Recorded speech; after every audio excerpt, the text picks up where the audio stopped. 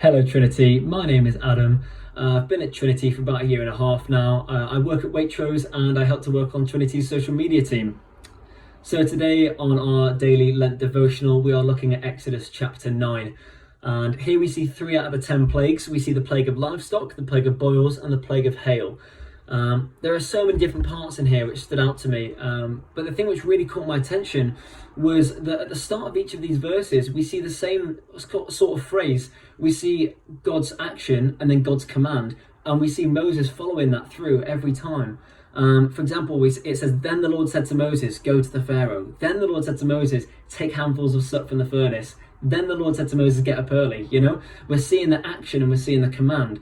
And right here, what we're seeing is God saying to Moses, you can trust me. You can trust me. I'm going to provide for you. He's testing their faith. They don't know what's about to come. We know, obviously, reading the Bible, that they go into the desert for 40 years. They're going into the wilderness. And right here, we see God preparing them to go into the wilderness.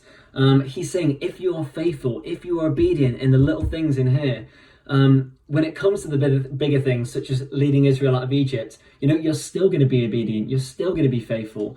So here's what challenges me in that, is that firstly, am I listening to God? And secondly, am I obeying his commands? And it's made me think about how I can go about this during Lent. Am I trusting God? Am I being obedient to him? So do you know what? Let's just pray on this one here.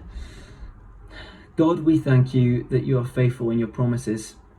You know what we need when we need it better than we do.